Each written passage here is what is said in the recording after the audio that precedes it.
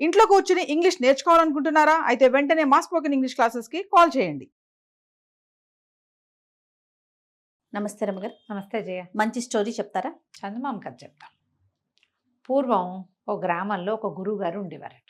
ఆయనకి బోల్డంత మంది శిష్యులు ఉండేవాళ్ళు. ఒకడు చాలా ముఖ్య శిష్యుడుగా, చాలా ఇదిగా గురువు గారి దగ్గర చాలా శ్రద్ధగా చదువుకున్నాడు. మంచి మంత్రశాస్త్రం అవి కూడా చదువుకున్నాడు అబ్బాయి.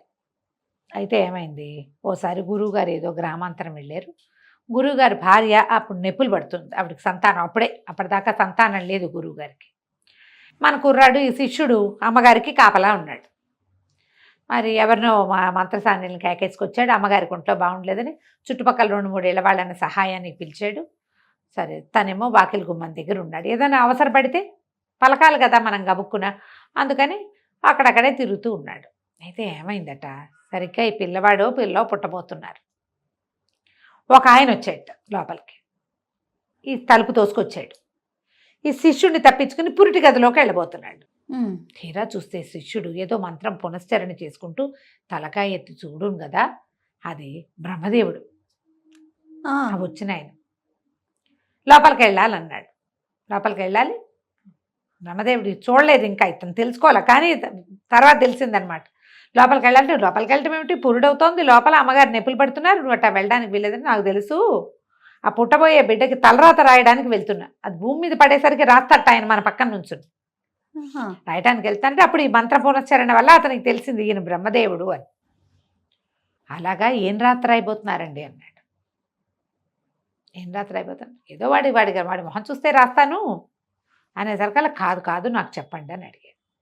ఇంతకీ ఏం పిల్ల పుట్టబోతుంది, మగపిల్లాడే పుట్టబోతున్నాడు అంటే ఏం రాస్తారు, వాడి మొహాన్ని ఏముంది, వాడికి ఆ జీవుడికి ఏముంది అంటే, ఏముంది బాగానే ఉంటాడు, వాడి జీవితాంతం వాడికి రోజు వాడి దగ్గర ఎప్పుడు ఒక మూట బియ్యం ఒక ఆవు మాత్రమే ఉంటాయి, అదే వాడి గతి అని చెప్పాడు ఆయన.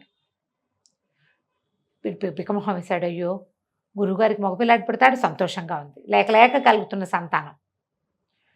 ఒక మూట ఒక ఆవేనా పిల్లాడికి వాడి జీవితంలో సంపాదన ఇంకేం ఉండదన్నాడు ఆయన.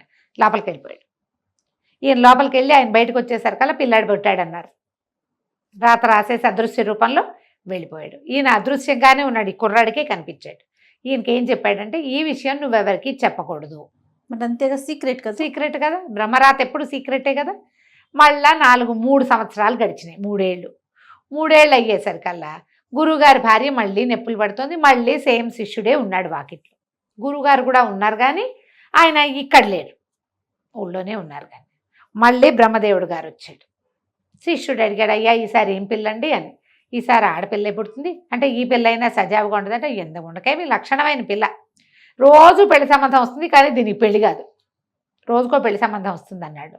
శిష్యుడు చేష్టలు దక్కి నుంచున్నాడు. బ్రహ్మదేవుడు లోపలికి వెళ్ళాడు, రాత రాశాడు, ఆడపిల్ల పుట్టింది, అయిపోయింది. చాలా బాధగా ఉండేది అబ్బాయికి. ఇంకో 2-3 ఏళ్ళు నడిపిల్లలు అంతంతా ఎదిగాక చంటి పిల్లని ఎత్తుకుని తిరిగేవాడు. పిల్లాడు 4 ఏళ్ళ వాడు, 5-6 ఏళ్ళ వాడు అయ్యాక ఇతను వెళ్ళిపోయాడు ఇంటికి. కానీ ఎప్పుడూ అతనికి గురువుగారి మీదే ఉండేది. ఆ మాటలు ఎవ్వరికీ చెప్పకూడదు, గురువుగారికి కూడా చెప్పకూడదు కదా. ఉన్నాడు. కొంతకాలానికి ఇతను పెద్దవాడయ్యాడు, వివాహం అయింది, పిల్లలు పుట్టారు. పిల్లల వివాహాలు చేసే సమయానికి ఇతనికి అనిపించింది, ఆడపిల్లకి పెళ్లి చేసేసరికి, అమ్మో గురువుగారు అమ్మాయికి పెళ్ళయిందో లేదో, ఆ పిల్లాడు ఎట్టా ఉన్నాడో అని గురువుగారు ఆనుపాను తీసాడు. కనుక్కుంటే గురువుగారు పరంపదించారు, అమ్మగారు కూడా వెళ్ళిపోయారు. పిల్లాడికి పెళ్ళయింది, పిల్లకి ఇంకా పెళ్లి కాలేదు, ఉన్నారు అని తెలుసు. తేలేసరికల్లా సరే ఇతను ఏం చేశాడు, సంసారం అంతా మేనల్లుడికి వాళ్ళకి అప్పచెప్పాడు. మేనల్లుడికి కూతుర్నిచ్చి, ఇల్లు వాకిలి చూసుకోరా, నేను మా గురువుగారిని చూసొస్తాను, ఇంత చదువుకున్నాం, ఇంత సంపాదించుకున్నాం, ఇదంతా గురువుగారి వల్లేను, వాళ్ళని చూసొస్తానని బోల్డంతా ప్రయాణం చేసి, అప్పట్లో పక్క ఊళ్ళు వెనక ఊళ్ళు కాదు కదా, ప్రయాణం చేసి గురువుగారింటికి చేరాడు. అయితే వాకిట్లో చక్కగా కామధేను వల్లే ఉంది ఒక ఆవు దూడ. లోపలికి వెళ్తే ఇల్లేమో అయ్యవార్ల నట్టిల్లే ఉంది, ఓ బియ్య బస్తా మాత్రం ఉంది వాళ్ళ దగ్గర. అక్కడి నుంచి పిల్ల చక్కగా ఉంది, చూడ చక్కటి పిల్ల, బంగారు బొమ్మల్లే ఉంది. గురువమ్మగారు కూడా బాగుండేది, ఆవిడ పోలికే వచ్చి పిల్ల చిలకల్లే ఉంది. రోజు ఒక పెళ్లి సంబంధం వస్తే ఎప్పటికీ పెళ్ళి అవ్వదు. పిల్లాడికి పెళ్ళయింది, ఆ వదిన గారు ప్రతిరోజు పెళ్లి సంబంధం వస్తుంది, ఈ పిల్లకి పెళ్ళెప్పుడు కుదురుతో, దీని పేడెప్పుడు విరగడవుతుందని వదిన గారు తెగ తిట్టిపోసి రాల్చిపోస్తుంది ఆ పిల్లని, తిట్టిపోసి. వీడికి ఏం సంపాదించినా వీళ్ళకి ఆవు ఉంటుంది, మూట ఉంటుంది, ఇంక ఎంతకంటే రూపాయి రాదు. ఆయన ఏం చెప్పాడో అదే జరుగుతుంది. అదే జరుగుతుంది. అమ్మ బ్రహ్మరాత భలే గట్టిగా రాసావు తాత నువ్వు అని అనుకుని పలకరించాడు. పలకరించి అబ్బాయి గుర్తుపట్టేవిట్రా అంటే నేను ఫలానా నీ చిన్నప్పుడు ఇక్కడ ఉండేవాడిని అంటే నువ్వు తెలియపోవటం ఏమిటి అన్నయ్య రా రా రా అని పిల్లాడు ఆసక్తిగా కుర్రాడు ఈయన్ని పిలిచాడు. ఉండు మా ఇంట్లో అని, నీకు పెద్దగా ఏమి పెట్టలేము, నా బతికి ఇద్దగే ఉందంటే ఏం పర్వాలేదు నాయన, మజ్జిగ ఉంది, అన్నం పచ్చడి వేసుకుని మజ్జిగ అన్నం తిన్నాడు. ఉన్నాడు. ఉన్నాక ఏం చేసినా ఇంతకంటే రావటం లేదు నాకు అని చెప్పాడు. బియ్యం దీకుండా ఉంటాయి, బియ్యానికి బాధ లేదు, ఆధారులో ఏదో దొరుకుతుంది, కూరనారో దొరుకుతుంది అంతే. బియ్యం మూట అంటే అన్నానికి లోటు లేదు వాళ్ళ దగ్గర. అక్కడి నుంచి తను ఏమన్నాడు, పాప ఒక మంచి ఆలోచన చెప్తారా, నేను చెప్పినట్టు చేస్తావా అన్నాడు. నువ్వు చెప్పినట్టు చేస్తానన్నయ్య చెప్పమన్నాడు. మరి రేపొద్దున మన దగ్గర బియ్యం అన్నీ సంతర్పణ చేసి ఊళ్ళందరికీ భోజనాలు పెట్టేసి ఇంకేముంది తర్వాత బియ్యము అన్నాడు, అవే వస్తాయి. ఆవు ఉంది కదా, ఆవు నమ్మేసి ఇంట్లోకి బట్టలు కొనుక్కొచ్చేసి ఈ ఆవుని బియ్య బస్తానే ఉండనివ్వద్దు. మనకి ఎట్టా వస్తుంది, నీవు చెప్తున్నావు కదా నీకెప్పుడు ఆవు ఉంటుంది బియ్యం ఉంటాయని, ఆవు బియ్యం ఖర్చు పెట్టేస్తే వస్తాయో రావో చూద్దాం, అంతగా రాకపోతే నేను కొని పెడతా. బాగా ఆలోచించుకున్నాడు ఇతను. వద్దన్నాడు, అమ్మో నేను చేయలేను, నా ధైర్యం చాలటలేదే, పెళ్ళాన్ని తిట్టిపోస్తుంది అన్నాడు. ఏం పర్వాలా, నీకు ఇస్తాగా నేను డబ్బులు, చేసి చూద్దాం, ఏం చేస్తారో చూద్దాం అని చెప్పాడు. చెప్పేసరికల్లా సరే బాగానే ఉంది. మర్నాడు 3వ రోజు చుట్టుపక్కల బ్రాహ్మణ్యం అందరికీ చెప్పాడు కుర్రాడు వెళ్ళి, మా ఇంట్లో భోజనాలు పెడతాం, సంతర్పణ చేస్తున్నామని. ఊళ్ళో వాళ్ళు కూడా ఎవరైనా వచ్చి తినేసేయచ్చు. బియ్య బస్తాదుగా బియ్య బస్తాడు వండేశారు. వండేసేసి ఏవో చిత్రాన్నాలు చేశారు, అందరినీ పిలిచారు, పెట్టేశారు, అయిపోయినాయి బియ్యం. అక్కడి నుంచి అన్నయ్య గారి సలహా ప్రకారం ఆవును సంతకు తీసుకెళ్ళి ఆవు దూడ 2 పట్టుకెళ్ళిపోయాడు, సంతలో అమ్మేసేసాడు. అక్కడి నుంచి భార్యకి బట్టలు, ఓ చంటి పిల్లాడు ఉన్నాడు, వాడి బట్టలు, తనకి ఇంట్లో బట్టలు, ఇంట్లోకి కావాల్సిన సామాన్లు అన్నీ తెచ్చేసుకున్నాడు. అయిపోయినాయి. తెల్లవారేసరికి జమీందారు గారు తల్లిపోయింది. తల్లిపోయి 10 రోజులైంది. ఎవరో వచ్చి వస్తామన్న వాళ్ళు దానాలు పెట్టడానికి ఎవరూ రాలేదు.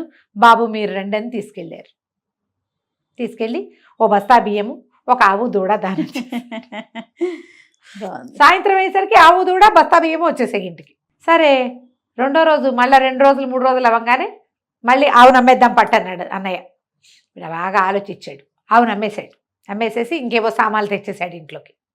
అక్కడి నుంచి బియ్య బస్తా బస్తా బస్తా పోసేసి మళ్ళీ సంతర్పణ అన్నాడు. బియ్యము ఇంట్లో సామాన్లన్నీ అయిపోతుండగా మళ్ళీ కబురు వచ్చింది, వాళ్ళు ఎవరో పోయారు, గోదానం. మళ్ళా గోదానం, మళ్ళా బియ్యం బస్తా.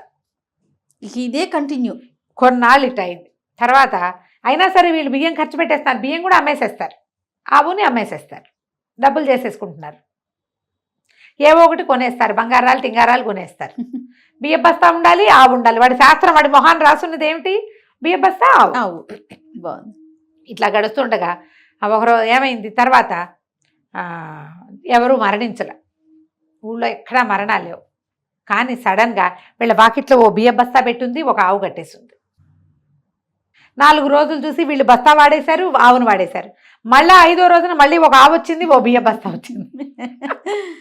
ఈ కథ బాగుంది. అక్కడి నుంచి ఈయన ఏం చేశాడు, పెళ్లి కావాల్సిన పిల్లని దగ్గర కూర్చోబెట్టుకుని, అమ్మాయి నా మాట వినమ్మా, ఇంకేం వింటానన్నయ్యా, నాకు పెళ్ళి అవ్వదు, ఇట్లాగే ఉంది నా పరిస్థితి అంటే. అట్లా కాదు, ఈసారి పెళ్లి సంబంధం వస్తుందా, వచ్చిన పెళ్లి సంబంధం వాళ్ళు నాకు కంటే కాసుల పేరు వడ్డాణము ఓ పట్టు చీర తెస్తేనే చూస్తాను, కనిపిస్తాను, లేకపోతే నేను కనిపించను, పెళ్లి చూపులు కూర్చోను నేను అనేసరికి, సరే మామూలుగా వచ్చిన వాళ్ళే నన్ను పెళ్లి చేసుకోవట్లేదు, ఇవన్నీ సరుకులు తెమ్మంటే ఎవరు రారేమోనన్నయ్య, అయినా సరే చూద్దామన్నాడు. రేపొద్దునే ఒక పెళ్లి వాళ్ళు వచ్చారు.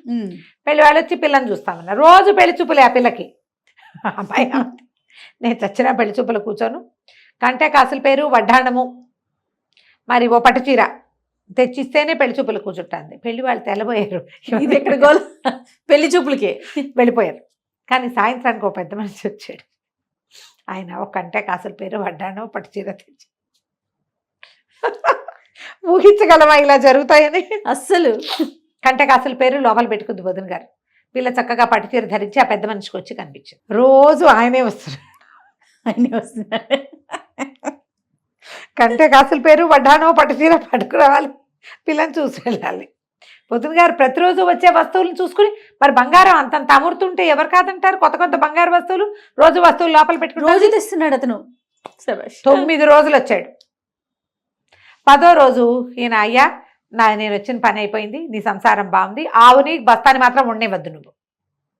ఏ రోజు ఆ రోజు లేదా 2-3 రోజులు సమయం చూసుకుని చేసేసి అదే డబ్బు అయిపోతుంది, మళ్ళీ అవి నీకు వస్తాయి, ఏం పర్వాలా, సరేనా అని చెప్పి అమ్మాయి ఇదే కంటిన్యూ చేయి, నువ్వు పెళ్ళవకపోతే అదే పోతుంది, హాయిగా ఉంటావు కనీసం నువ్వు అని చెప్పేసి చెల్లెలకి చెప్పేసి బయలుదేరాడు. ఈయన బయలుదేరింది ఏం టైము, పొద్దున్నే వాళ్ళు ఒక పడవ దాటాలి ఆయన.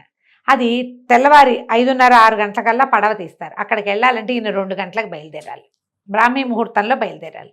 నేను సంధి వార్చుకుని వెళ్తానమ్మా అని కోడలికి తమ్ముడికి వీళ్ళకి చెప్పేసేసి రాత్రి వాకిట్లో పడుకున్నవాడు గావంచా సర్దుకుని తన సంచి సర్దుకుని నడిచి రావటం మొదలెట్టాడు.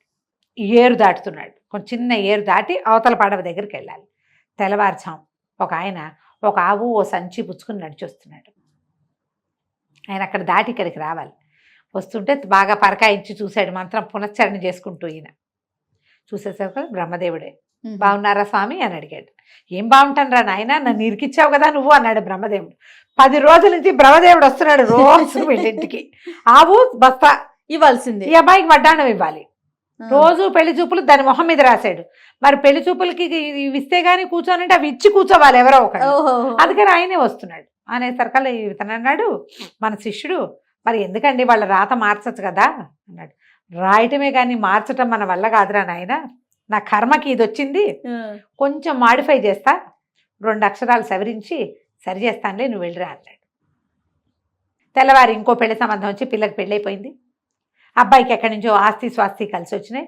ఈ మూట ఆవు నుంచి పైకి వెళ్ళిపోయాడు, 10 ఎకరాల పొలం కూడా వచ్చింది. వాళ్ళు హాయిగా ఉన్నారు. బ్రహ్మదేవుడు తన కర్మానికి వీళ్ళకి పంచాడు. రోజు ఏ చావు రాకపోతే ఆయనే ఆవు బియ్య బస్తా తెచ్చిపెట్టాలి. తెచ్చాడు అట్లా 3 సార్లు. వీళ్ళకేమో 9 రోజుల పాటు 9 వడ్డాణాలు, 9 గంటలు, 9 కాసుల పేర్లు పట్టుకొచ్చి ఇచ్చాడు. అది కంచకి మనం ఇంటికి. బాగుంది రమ్మగారు, తమాషా కథ.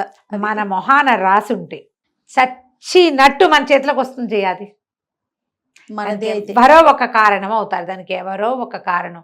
అది మనకి రాతలో లేకపోతే మనం ఎంత ప్రయత్నించినా చివరి దాకా వచ్చైనా విరిగిపోతుంది అది, అంతే. నిజం రమ్మగారు. నమస్తే. నమస్తే జయ.